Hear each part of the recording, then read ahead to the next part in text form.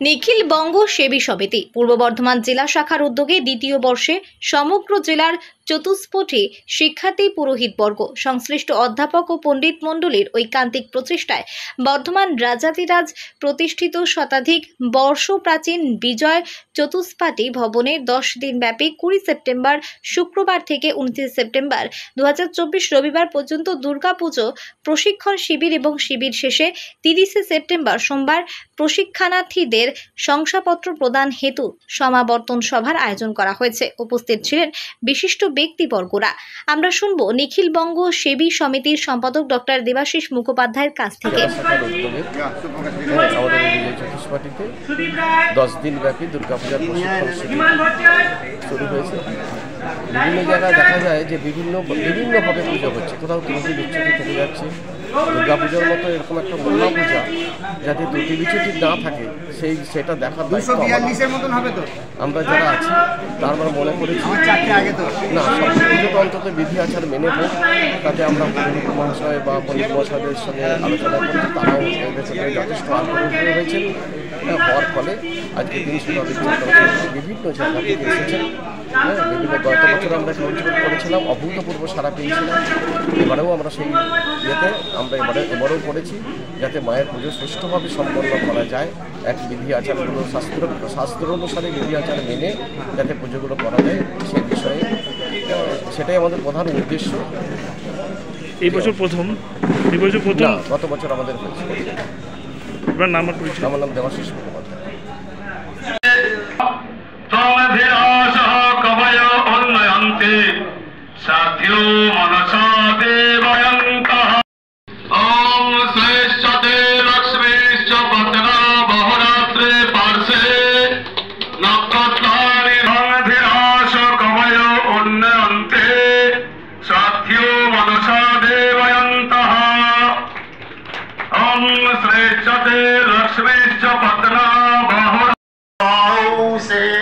भवति जमाना ताम धियासा कवय उन्नति सद्यो मनसा देवयन्त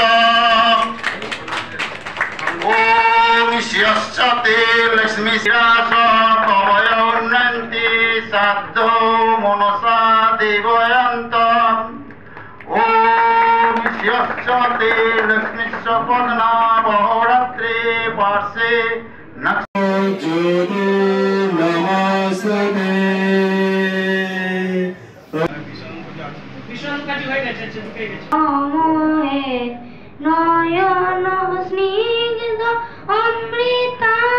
এবং সকলকে আমার তরফ থেকে এবং আমাদের প্রাথমিক শিক্ষা বিভাগের তরফ থেকে আসন্ন শারদীয়ার প্রীতি এবং শুভেচ্ছা জানাই।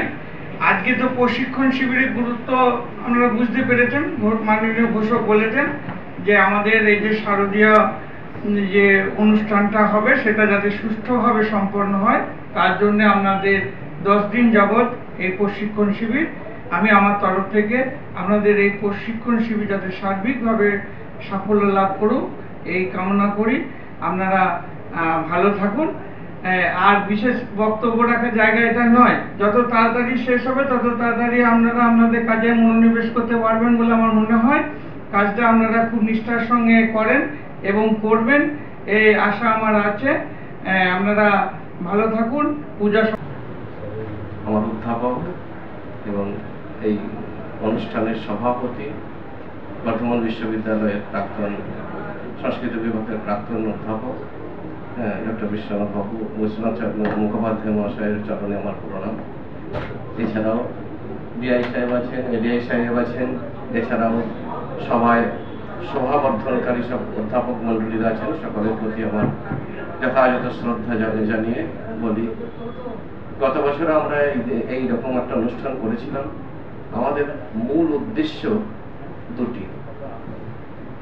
সর্বপ্রথম হচ্ছে এই সমগ্র যে পুরোহিত মণ্ডলী আছেন তাদের মধ্যে একটা সমন্বয় সাধন করা, তাদের মধ্যে বিচ্ছিন্ন যে ভাব এইটি যাতে না থাকে, মানসিকভাবে যাতে বিচ্ছিন্নভাবে না থাকে। একটি পুরোহিত আরেকটা পুরোহিতের প্রতি যে দেশ প্রদর্শন যেভাবে ব্যঙ্গ, বিদ্রুপ এবং কৌতুকের চরিত্রে করা হয়, সেটা আর কোনো ধর্মে নাই।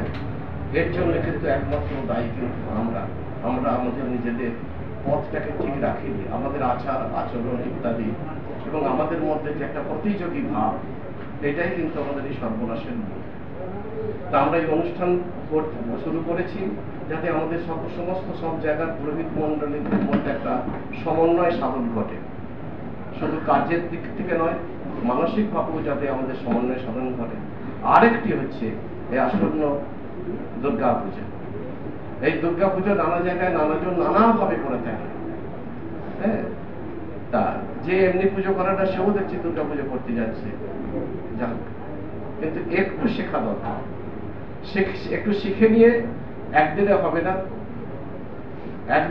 না, এই 10 দিনের অনুষ্ঠানে আমরা কি করছি, আমরা করছি যারা একবারে জানে না তাদেরকে একবারে করা যায় না, যারা জানে না তারাও অনেক কিছু দেখবেন, আমাদেরও জানার মধ্যে অনেক কিছু ত্রুটি বিচ্যুতি থেকে যায়।